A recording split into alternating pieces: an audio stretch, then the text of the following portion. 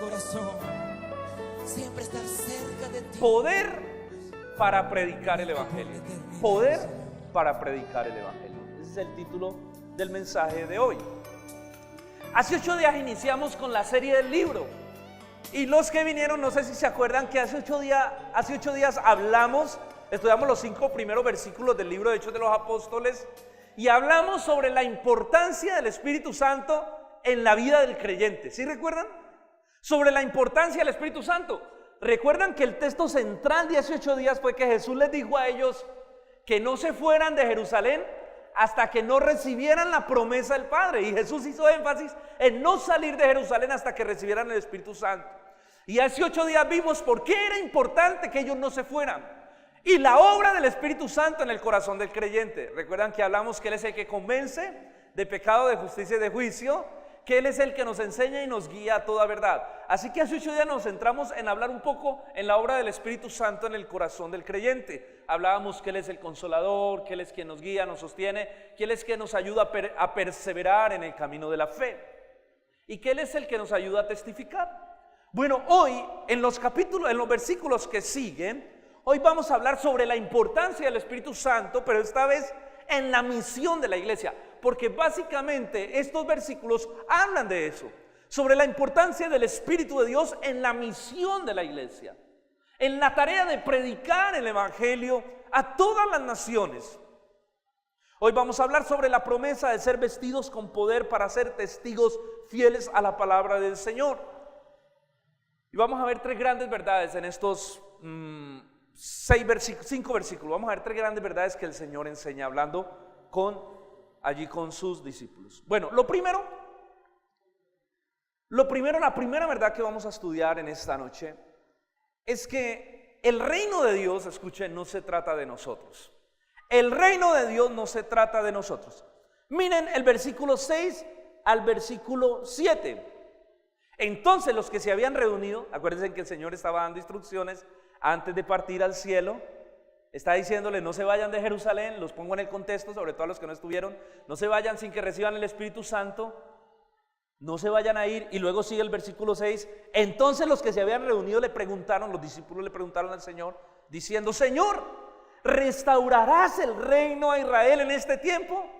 Y el Señor les contestó, no les toca a ustedes saber los tiempos o las sazones que el Padre puso en su sola potestad. Note usted tan interesante la pregunta que los discípulos le hacen. Cuando el Señor les dice, no se vayan de Jerusalén hasta que reciban la promesa del Espíritu Santo. La pregunta que surge en ese momento es, Señor, ¿vas a restaurar el reino a Israel? ¿Vas a restaurar ya el reino de Israel? ¿Por qué ellos hacen esta pregunta? Es muy importante entender cuál era el pensamiento judío sobre el Mesías. Recuerden que los judíos esperaban un Mesías que pudiera traerles una libertad del Imperio Romano.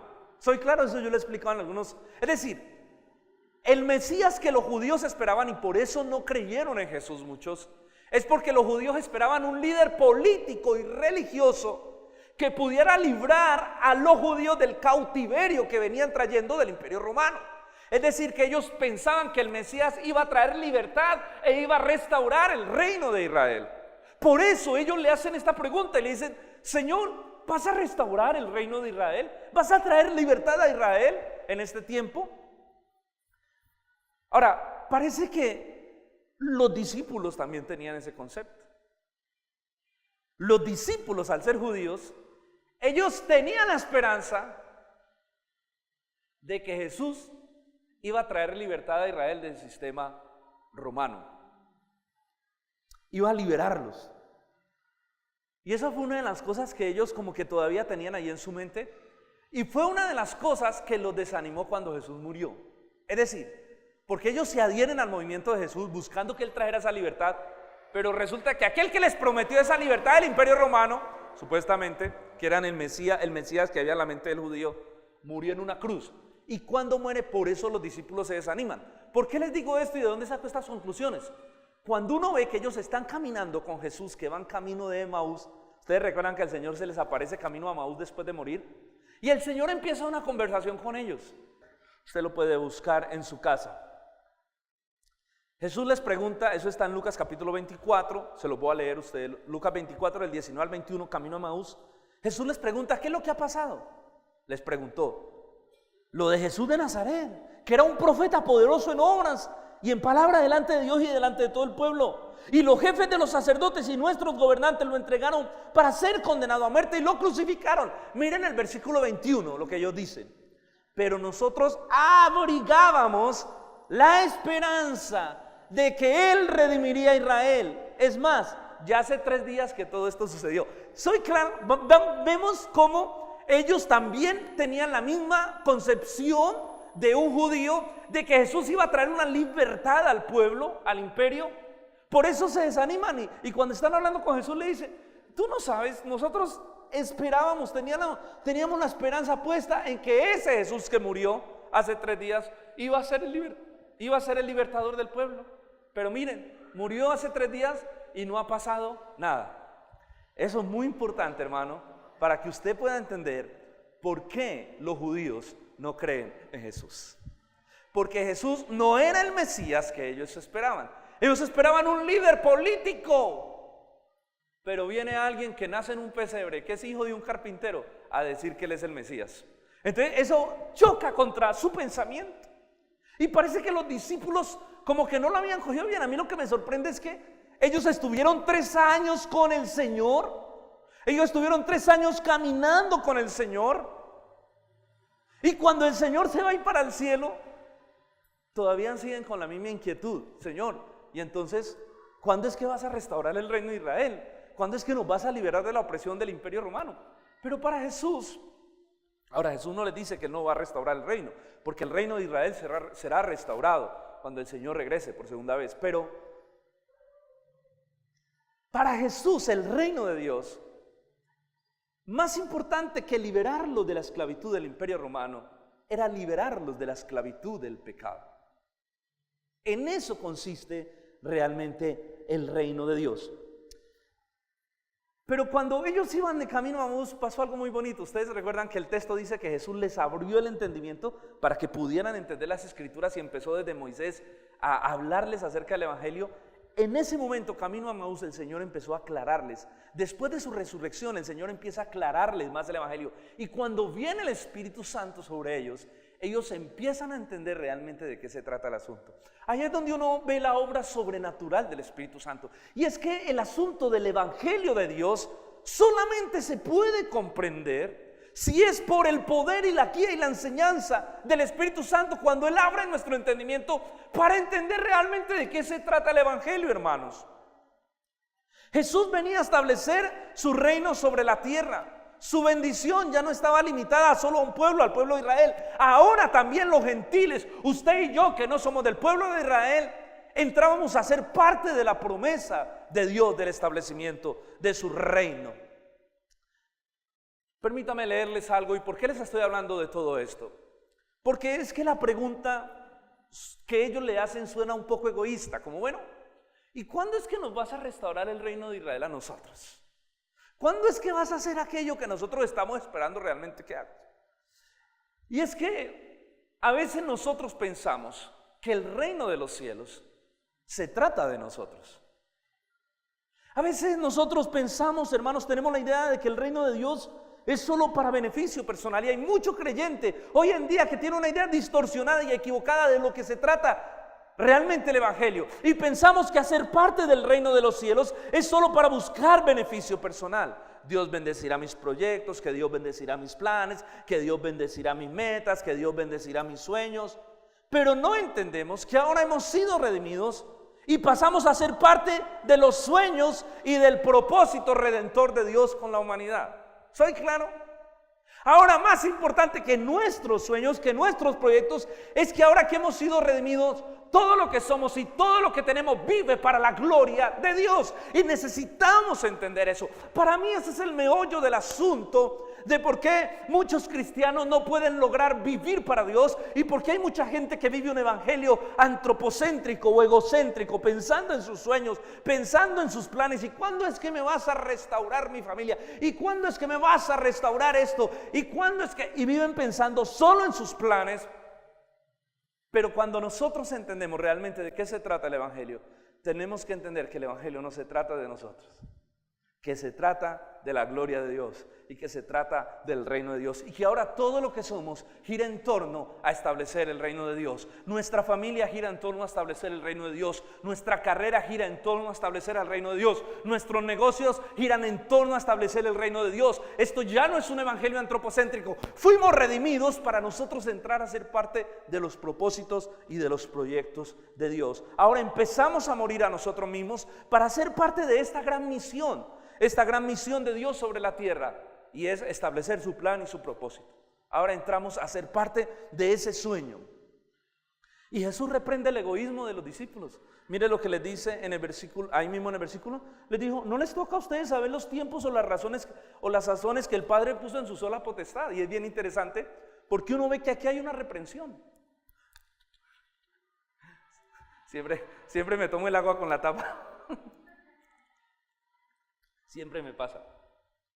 Hermanos, uno ve que aquí hay una reprensión. Cuando ellos le dicen: bueno, Señor, ¿cuándo vas a restaurar el reino de Israel? ¿Es cuando nos vas a hacer una nación libre? Ahora el Señor no les dice que no, porque eso se va a cumplir, porque son profecías que vienen desde el Antiguo Testamento, y eso se va a cumplir, la restauración del reino. Pero el Señor les dice: no les toca a ustedes, mijitos, saber los tiempos o las razones que el Padre puso en su sola potestad. Además, porque el reino de Dios va más allá de restaurar el reino de Israel, porque ahora los gentiles, los que no son judíos, son incluidos dentro de ese reino de Dios. Y la iglesia en su mayoría fue compuesta por un pueblo gentil. Pero también Jesús les enseña aquí algo: no les toca saber a ustedes los tiempos o las sazones. O sea, ¿alguna vez lo han respondido así? Que usted hace una pregunta y le dicen: ¿y usted para qué quiere saber eso? Porque eso es lo que el Señor les está diciendo. ¿Y usted para qué quiere saber eso? No es problema suyo. Eso es lo que el Señor les está diciendo. No se preocupen por eso, que no es problema de ustedes. Eso es un misterio de Dios. Hermanos, Jesús les enseña que no todo Dios lo va a revelar, que hay cosas que pertenecen al misterio de Dios y que nosotros no tenemos ningún acceso a ellas. ¿Soy claro? Dentro de esta enseñanza el Señor le está diciendo: miren, a ustedes no les toca saber los tiempos, las sazones, eso le compete solo al Señor. Como quien dice: no se metan más allá donde tienen que meter. No traten de buscar explicaciones más allá de donde tienen que buscarlas. Hermano, y es que hay cosas que son misterios de Dios que el Señor no se las va a revelar a nadie, que son para Él, que están guardadas en el corazón de Dios. Por ejemplo,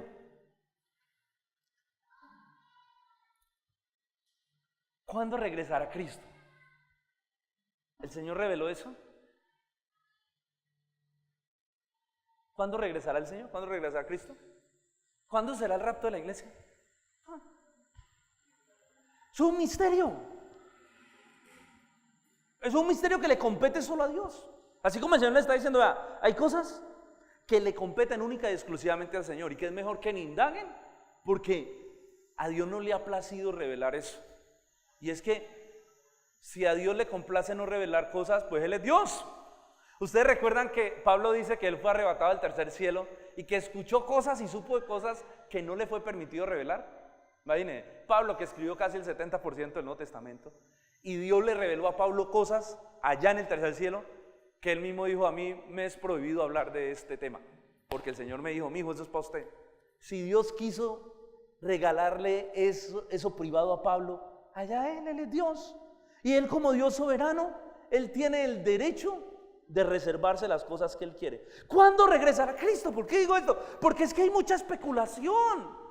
Los seres humanos somos dados a especular, somos dados a querer conocer más allá de lo debido. ¿Cuándo regresará Cristo? Pues hermano, mire lo que el Señor dijo en Mateo 24, del 35 al 37, apúntelo: el cielo y la tierra pasarán, pero mis palabras no pasarán. Pero el día y la hora nadie lo sabe, ni aun los ángeles del cielo, sino solo mi Padre. Ni los ángeles saben la fecha. Mas como en los días de Noé, así será la venida del Hijo del Hombre. Nadie sabe la fecha. Yo no entiendo por qué hay tanta gente que sale diciendo fechas. ¿Usted no ha visto? Que hay personas que dicen, sí, Cristo regresará, y ponen la fecha. Y luego la cambian, cuando se da esa fecha la cambian. Y dicen, no, nos equivocamos en los cálculos. Y la ponen. Y luego vuelven y dicen, no, volvimos a equivocar. ¿Por qué? Porque eso nadie lo sabe. Nadie sabe esas cosas, porque esas cosas pertenecen al secreto. Pero como el ser humano es muy dado a querer saberlo todo, ¿o no? ¿O no? El ser humano es muy dado a querer saber, ¿o no? Vamos a poner unos ejemplos. Cuando usted está hablando con alguien y alguien le dice, yo te iba a contar una cosa. Usted me dice, ¿qué me vas a contar? Y la persona le dice, no, ahora no, decímela ya me picaste, ya decímela. Somos dados, ¿no? Somos dados a querer saber. ¿O no? Cuando uno va a veces en el carro, que de pronto uno ve un poco de gente, ¡ay, un accidente! Y todo el mundo empieza a parar y ver, ¡ay, qué fue lo que pasó! ¡Ay! Algunos paran el carro, ponen la dirección, ¡ay, qué fue lo que pasó aquí! ¿Por qué? Porque somos dados a querer saberlo, a querer saber todo. Cuando nos cuentan algo, ve, y contame bien, ¿qué fue lo que pasó con la hermana? ¡Ay, en serio! ¡Ay, y contame más! Y vos cómo... Y a veces nos metemos en cosas que no nos incumbe. Pero ¿sabe por qué? Porque el ser humano es chismoso por naturaleza.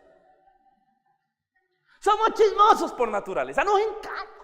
¿Usted por qué cree que esos programas de Laura en América y cosas que a uno ¿qué le va a incumbir ciertas cosas? Pero no, a las personas les encantan, tienen un rating impresionante. ¡Que pase el amante! ¡Ay, salió el amante! Y tú, esta mucha mujer, ¿cómo se deja? Y empezamos, ¿por qué hay un deseo? Y ahora cuando hablamos de las cosas futuras, sí que nos pica, ¿no? ¿Por qué cree usted que los horóscopos y por qué cree usted que estas cosas tienen tanto cliente, por decirlo así? ¿Por qué?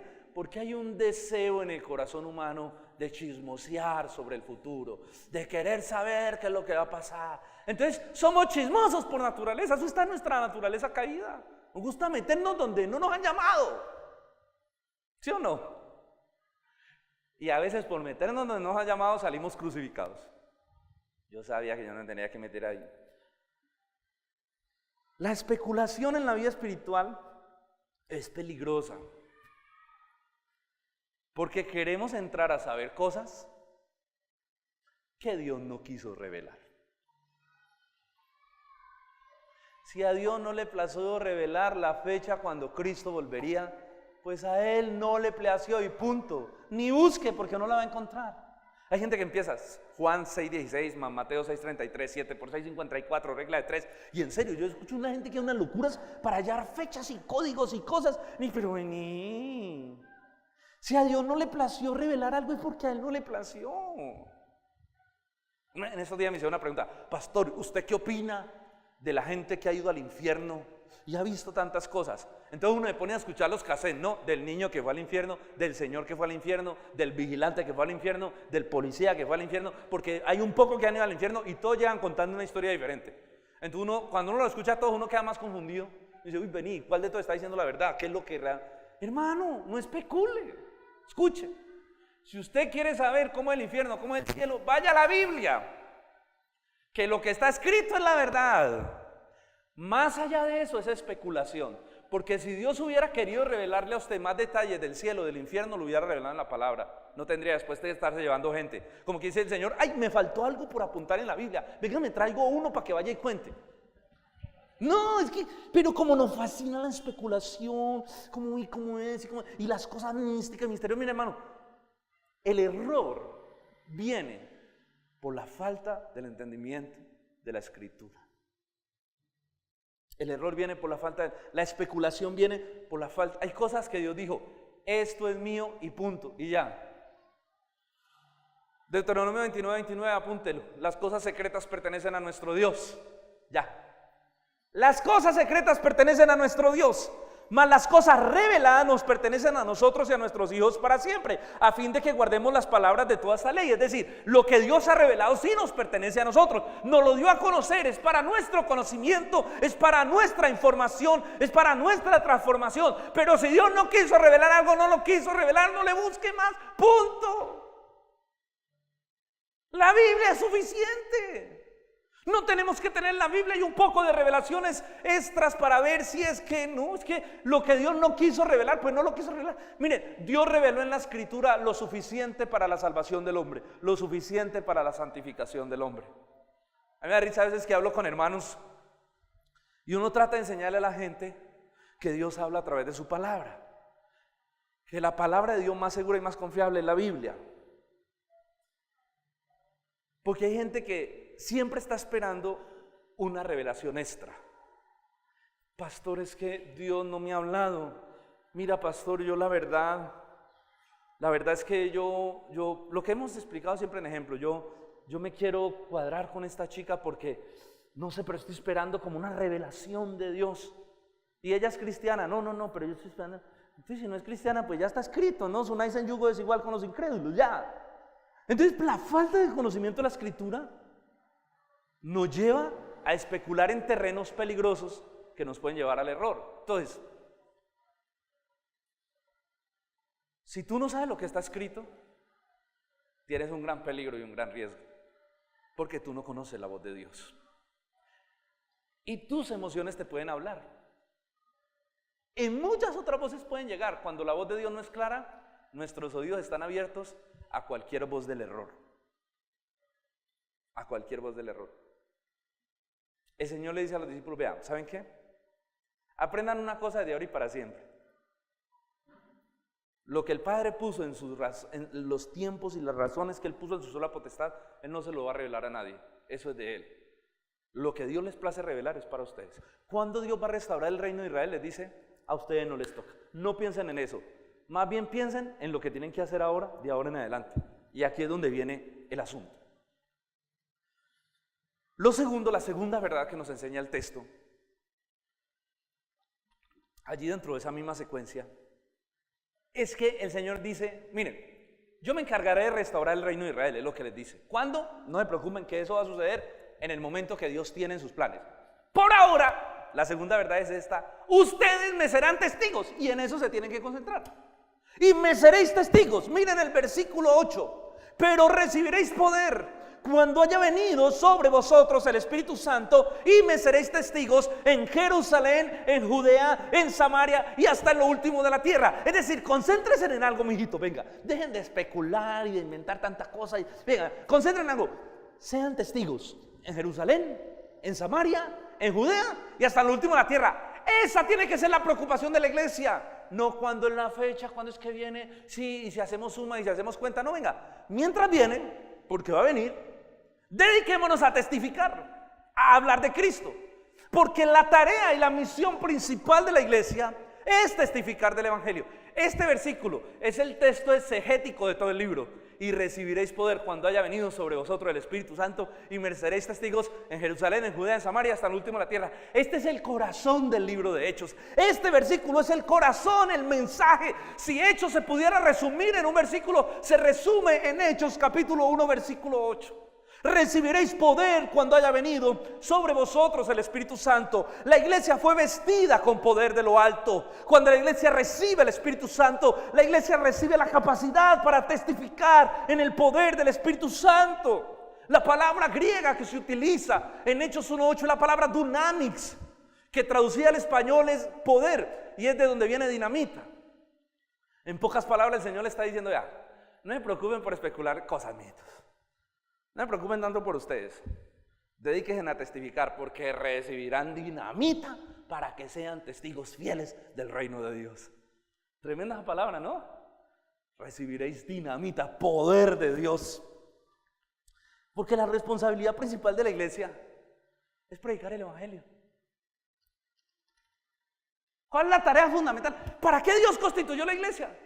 Para predicar el Evangelio. ¿Para qué está hecha la iglesia sobre la tierra? Para predicar el Evangelio. Todo lo demás debe llegar allí, pero el objetivo principal, el propósito central de la iglesia, la razón de ser de la iglesia, es que fue establecida sobre la tierra para predicar el Evangelio, para que el reino de Dios sea extendido sobre la tierra. Así que cuando la iglesia deja de predicar el Evangelio y se distrae en otras cosas, la iglesia pierde su razón de ser. ¿Soy claro? La iglesia pierde su sal, pierde su sabor, pierde su esencia. Porque la verdadera esencia de la iglesia La iglesia está puesta sobre la tierra con un objetivo: predicar el evangelio. Mis hermanos, es el poder del Espíritu Santo obrando dentro del creyente con un objetivo. ¿Cuál? ¿Para qué viene el Espíritu Santo dentro del creyente? Para predicar el evangelio.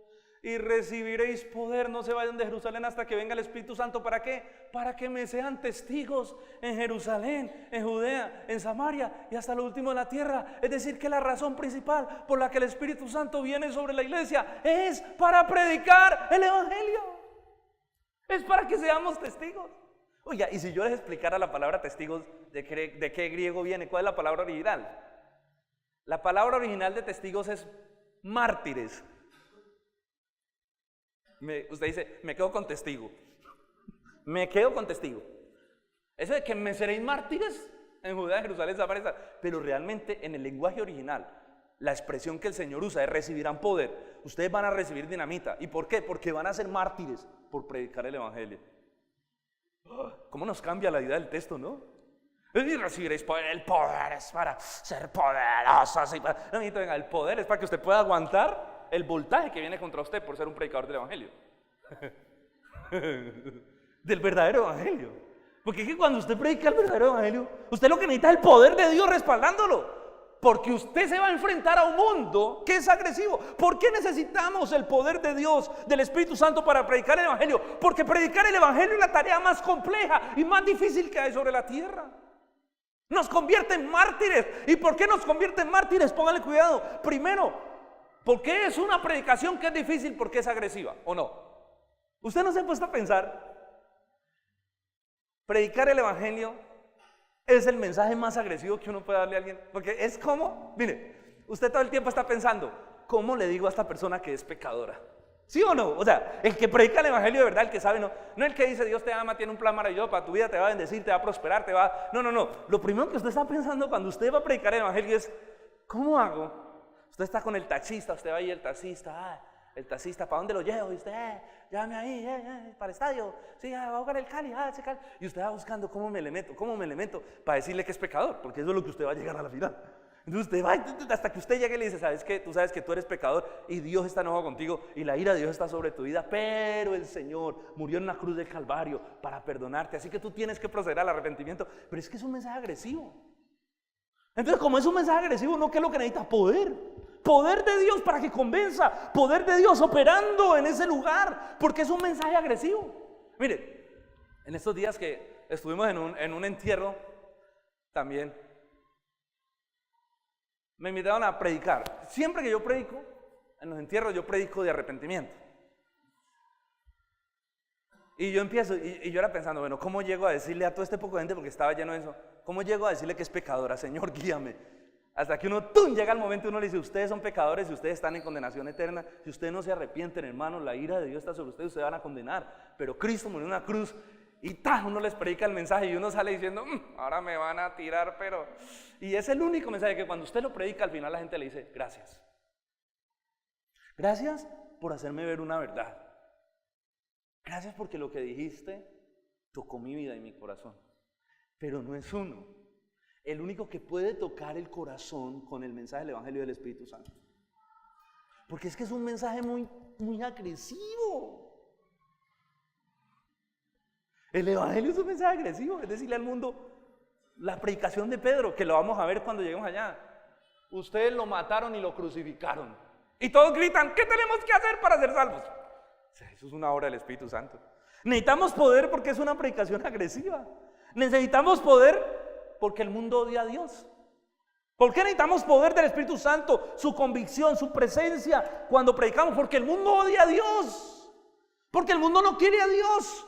Porque el mundo odia a un Dios santo, un Dios justo. El mundo quiere un Dios acomodado. Ay, un Dios lindo, un Dios chévere, un Dios bonachón, un Dios que nos ame y les pase todo por alto. Pero cuando usted predica quién es Dios, la gente dice, caramba, ¿en serio? Pero la gente ese Dios no lo quiere. El Dios de la Biblia, el Dios justo, el Dios santo, el Dios que los va a condenar si no se arrepienten, la gente no quiere ese Dios. Entonces es un mensaje agresivo. ¿Por qué necesitamos poder? Porque hay una oposición del reino de las tinieblas. Porque dice la Biblia, ¿quién es el que tiene vendado el entendimiento de los incrédulos para que no vean? ¿Recuerdan el versículo 2 de Corintios? Porque el Dios de este siglo ha cegado el entendimiento de las personas para que no les resplandezca la luz del evangelio. Así que el único que puede quitar esa venda, mijito, usted, eso tiene un nudo que usted no lo puede quitar. Usted trata con su fuerza de quitar ese nudo, esa venda, no. Es una venda que solo puede caerse por el poder del Espíritu Santo. Que la persona logre entender y diga, wow, y que el Espíritu de Dios abra su entendimiento. ¿Por qué necesitamos el poder del Espíritu Santo para predicar? O la dinamita, el dunamis. Porque el evangelio es locura para el mundo. O sea, esto es una locura. Pablo dice, para los judíos tropezadero, para los griegos locura. ¿Por qué? Porque lo griego es el mundo intelectual. Y para ese entendimiento intelectual del mundo, para esa sabiduría humana, el evangelio es lo más loco. ¿Cómo así que yo tengo que perdonar a alguien? Bueno, aunque esto es parte del evangelio, de lo que el Señor nos enseñó. Pero ¿cómo así que yo tengo que perdonar a alguien que me ha hecho daño? ¿Cómo así que yo tengo que amar a mis enemigos? Todo nuestro mensaje es una locura para el mundo. La única manera es que el poder de Dios sea realmente usando nuestra vida. ¿Y sabe por qué? Lo más difícil de predicar el evangelio es que es predicado por personas como usted y como yo, llenas de temores, personas frágiles, vasos de barro, dice Pablo, porque el poder de Dios reposa en vasos de barro como usted y yo. Si nosotros hiciéramos la tarea solos, el mundo no tendría esperanza. Por todas esas cosas, es que el Señor dijo, no se vayan de Jerusalén hasta que no reciban la dinamita, el poder del Espíritu Santo, para que me sean buenos testigos. Porque esa es la función del Espíritu Santo. Es imposible predicar el evangelio sin el poder del Espíritu Santo, influenciando y trabajando en las vidas y en los corazones de las personas. El poder del Espíritu Santo viene sobre nosotros para que prediquemos. Esa es la razón principal por la que nos fue entregado el Espíritu Santo. Hace 8 días vimos que hay muchas razones. Él nos transforma a la imagen de Cristo, Él nos guía a la verdad, Él nos convence de pecado. Pero una de las funciones principales del Espíritu Santo, Él está en su vida para que usted sea un fiel testigo del Señor, para que usted pueda predicar el evangelio con fidelidad.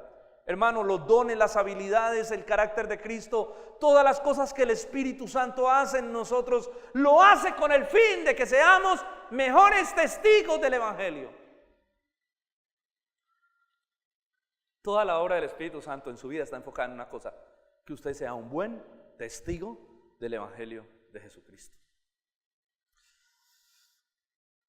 Por eso, cuando nosotros levantamos la mano al Señor, le decimos: Señor, llénanos de tu palabra, llénanos de tu Espíritu Santo. ¿Sabe lo que estamos diciendo? Porque hay gente, estamos en un mundo que a veces pide el Espíritu Santo para sentirse bien, ¿no? Lléname de tu Espíritu para sentirme bien, porque estamos en la generación del placer, del bienestar. Lléname de tu Espíritu Santo para sentirme bacaneado, bien, chévere. Entonces hay gente que dice: salí lleno del Espíritu Santo. ¿Por qué? Porque me sentí bien en el culto. Venga, usted sabe, cuando usted pide que el Espíritu Santo le llene, aunque Él ya está en usted, bueno, eso sería otra prédica, hablar de qué es la llenura del Espíritu Santo. ¿Qué es lo que dice la Escritura? Que es la llenura del Espíritu Santo, que es cuando Él empieza a capturar todas las áreas de tu vida. Pero cuando usted realmente pide al Espíritu Santo que lo llene, que Él ya está en usted. A usted le pide a Dios que lo llene su palabra, usted está pidiendo algo. Señor, úsame como un buen testigo. Úsame como un buen mártir del evangelio. Pero a veces es lo último que hacemos. O sea, queremos que el Espíritu Santo nos llene como para entretenernos, como para pasarla bueno. No, venga, Él viene a su vida, Él llena nuestra vida, Él forma el carácter de Cristo con un propósito: que salgamos allá a ser buenos testigos. Y si tenemos que sufrir por el evangelio, que podamos sufrir por el evangelio. Él está con nosotros para predicar el evangelio. Me seréis testigos, dice el Señor. Recibiréis poder cuando haya venido sobre vosotros el Espíritu Santo. Y luego sigue diciendo: y me seréis testigos en Jerusalén, en Judea, en Samaria, hasta la última tierra. Note usted este texto tan interesante. A mí me ha encantado estudiar Hechos, porque mire cómo el Señor le dice: ustedes recibirán dunamis, dinamita de Dios, poder para ser testigos, para llevar el evangelio a todas las naciones, porque sin el poder de Dios eso no va a funcionar. Esto no es como una empresa que funciona por estrategias, por logísticas, por métodos. ¿Cuál es la visión que tenemos? ¿Cuál? Sí, hay que tener estructuras, hay que tener cosas, pero esto no depende ni de la visión, ni de la estrategia, ni de la inteligencia humana. Esto depende del poder del Espíritu Santo que haya sobre la iglesia. Y el Señor les dice, y me seréis testigos. ¿Cómo empieza? En Jerusalén. Luego dice ¿qué? Judea. Luego dice ¿qué?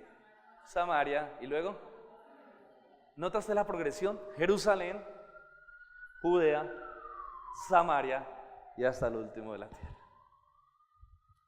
Ustedes empezarán en Jerusalén, pero la misión, la tarea de predicar el evangelio se irá expandiendo. Luego a Judea, Samaria y luego hasta el último de la tierra. Esa progresión allí. Hermano, la responsabilidad de la iglesia es buscar cómo llevar el evangelio hasta los confines de la tierra. O sea, ¿cuál debe ser nuestra misión? Es cómo llevamos el evangelio desde aquí hasta los confines de la tierra. Yo creo que nosotros somos una iglesia bebé que está como ahí, creciendo. Estamos ahí. Pero nuestra meta tiene que ser cómo llevamos el evangelio de aquí a todo este barrio, a toda esta ciudad, a toda Colombia, a toda Latinoamérica, hasta el último de la tierra. Y es como, hermanos, somos un pueblo misionero que pueda llevar el evangelio. Porque es que a veces somos muy cómodos. Vea, a veces la iglesia piensa que la iglesia solo es el lugar para venir y reunirnos cada 8 días y darnos el abracito y saludarnos y ver a los hermanos. Hermano, esto, la iglesia está puesta sobre la tierra con un propósito fundamental: predicar el evangelio hasta lo último de la tierra. Y esa es nuestra misión. Yo le hago una pregunta, permítame que le haga una pregunta. ¿Usted está comprometido con esa misión de predicar el evangelio? ¿Usted está comprometido? ¿O usted sigue creyendo que el evangelio se trata de usted? No, para mi bendición, para que el Señor bendiga mis proyectos, y es que yo me volví cristiano para que el Señor bendiga mi vida y bendiga mis planes y restaure mi reino. ¿O usted ha entendido que ya esto no se trata de usted, que el día que usted le entregó la vida a Cristo, usted se volvió un mártir del Señor y que su vida ahora está en las manos de Dios y que usted tiene un propósito y es predicar el evangelio? Y es predicar el evangelio. Ahora, ¿cómo se hizo el trabajo misionero? ¿Cómo la iglesia? Porque venga, aquí vamos a entrar en terreno bien interesante. ¿Cómo la iglesia? Porque Jesús le dijo, no se vayan de Jerusalén hasta que venga el Espíritu Santo. Y lo vamos a ver a través de todo el libro de Hechos. El Espíritu Santo vino cuando ellos estaban en Jerusalén, ¿sí o no? Cuando estaban orando en el día de Pentecostés, vino el Espíritu Santo sobre la iglesia para quedarse. Pero ¿cómo la iglesia empezó a crecer? Porque la iglesia de Jerusalén creció, fueron 5,000, luego 8,000. ¿Cómo la iglesia empezó a expandir el evangelio? ¿Qué fue lo que hicieron para empezar a expandir? Para luego ir a Samaria, luego a Judea y luego hasta el último de la tierra. ¿Qué fue lo que hizo que el evangelio se expandiera? ¿Qué fue lo que hizo que el trabajo misionero de la iglesia empezara a dar fruto? Se reunieron los apóstoles y dijeron, vamos a planear la estrategia. La estrategia es que vamos a ir primero acá, luego vamos a ir acá. No, eso lo hizo Pablo luego. Pero ¿qué fue lo que impulsó el primer trabajo misionero de la iglesia? ¿Cómo? La persecución. Fue la persecución. Porque cuando la persecución llegó, cuando empezaron a perseguirlos por causa del evangelio, a ellos les tocó salir de sus ciudades. Y lo vamos a ir viendo a través del libro de Hechos. Y dice que donde ellos iban llegando, porque ellos fueron expatriados, fueron sacados. Y cuando ellos fueron sacados, donde ellos iban llegando, ¿cuál nómada? Ahí predicaban el evangelio y ahí se establecía la iglesia. O sea que el trabajo misionero empezó con la persecución. Cuando la persecución los sacó de Jerusalén, yo creo que el Señor dijo, tranquilos mijitos, que ustedes de Jerusalén yo me encargo de sacarlos. Porque la persecución es lo que hace que la iglesia se movilice. Cuando la iglesia no es perseguida, la iglesia entra en un estado de comodidad tan chévere, adoremos aquí, metidos en estas 4 paredes, cuán bello es el Señor, cuán grande es el Señor, aleluya. Pero cuando la iglesia empieza a ser perseguida, entonces la iglesia tiene que salir. Y cuando la iglesia sale agresiva y empieza a predicar el evangelio con poder. Y entonces así empezaron los viajes misioneros. Ellos iban predicando a todo lugar donde iba llegando. La predicación era para ellos algo natural. Era algo natural, donde llegaban predicaban. Ellos no decían vamos a planear una campaña, no, ellos donde llegaban predicaban. No estoy diciendo que las campañas sean malas y que no, estoy diciendo que ni que los viajes misioneros sean malos, no. Estoy diciendo es que la manera en que la iglesia empezó a crecer es porque el evangelio se hizo algo natural en ellos y ellos a quien se encontraban le hablaban del evangelio. ¿Tenemos nosotros esa misma actitud? ¿Estamos nosotros desarrollando la misión de Dios a medida que nos relacionamos con la gente? Cuando nos subimos al mío, cuando nos subimos al taxi, cuando vamos donde la tienda, cuando vamos de paseo. O usted dice, no, aquí estoy de paseo, yo aquí no vengo a predicar el evangelio. La palabra de Dios dice, predica a tiempo y fuera de tiempo. O sea, eso se tiene que convertir en nuestra forma de ser, porque esa es la esencia de la iglesia, hermano. Usted va a decir, ay, es que yo no soy misionero, pastor, yo no soy misionero. Y como yo no soy misionero, pues yo no fui enviado a predicar el evangelio. ¿Qué? Predicar el evangelio es una tarea de cada uno de nosotros. Y cada uno de nosotros tiene un área de misión, ¿o no? ¿Usted no tiene un trabajo? ¿Cuántos de su trabajo no conocen de Cristo? ¿Usted no visita clientes? ¿Cuántos de sus clientes no conocen de Cristo? ¿Usted no tiene amigos en el barrio? ¿Cuántos de sus amigos no? ¿Usted no está estudiando en una universidad? ¿Cuántos en su universidad no conocen de Cristo? Cada uno tiene un campo misionero, que es su Judea, su Samaria. Pero usted tiene que empezar a predicar. Yo recuerdo una vez un hermano, cuando estábamos en Centro de Alabanza, que dijo, pastor, yo soy un predicador del evangelio y voy a empezar a predicar. Entonces el pastor le dijo, claro, listo, mijo, abramos un grupo, empecemos a predicar en su barrio y empiece a ganar gente para el Señor. No, pastor. Yo soy evangelista de grandes masas. Contráteme el estadio.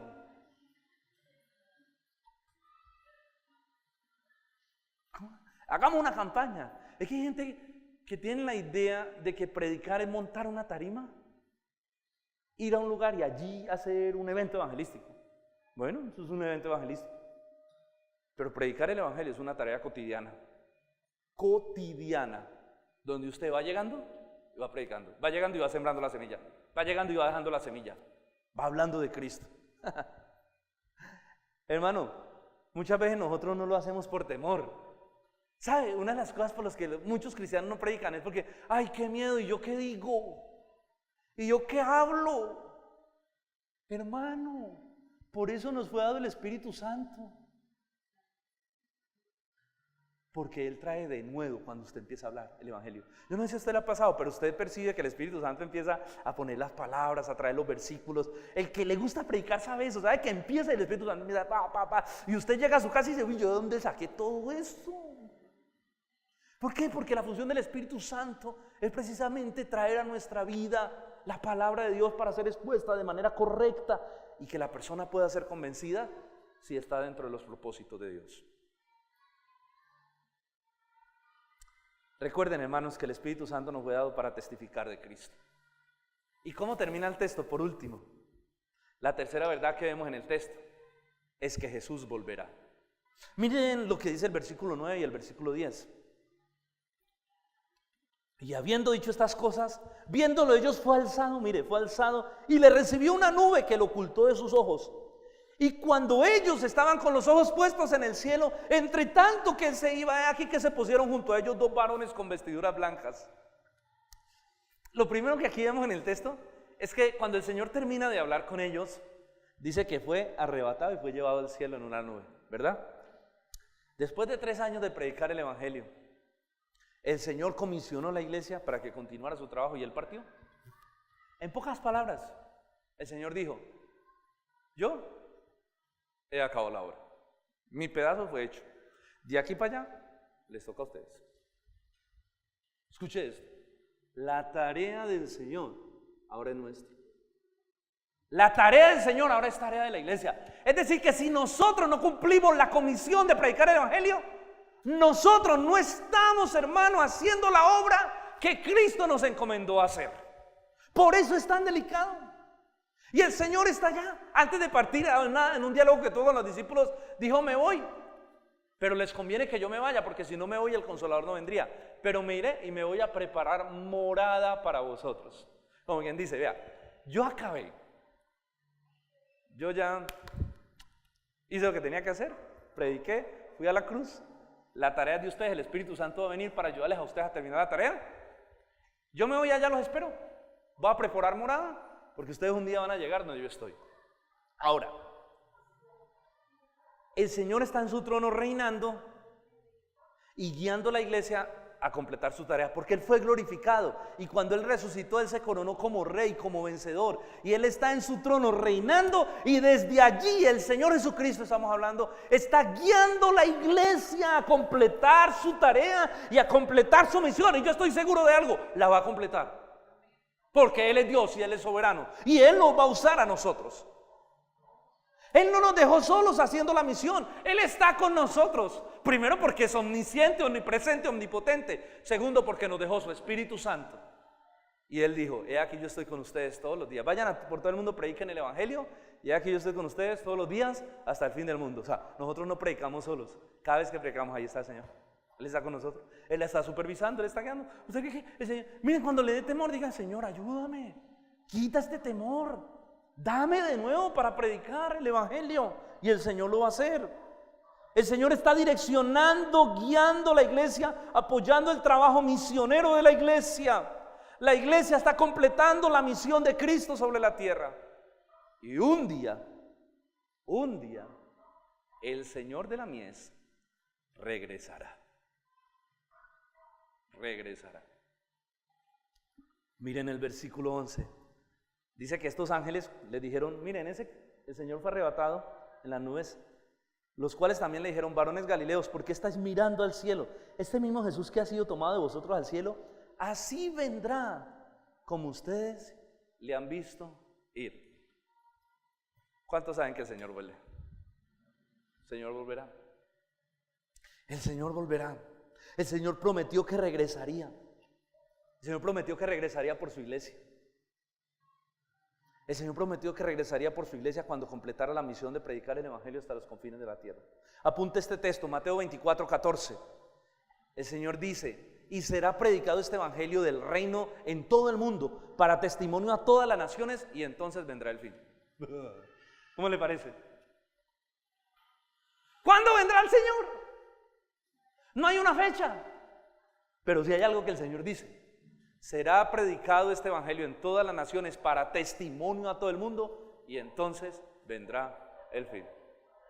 Es decir, que el Señor vendrá cuando el Evangelio sea predicado en todas las naciones y las cosas llegarán a su fin.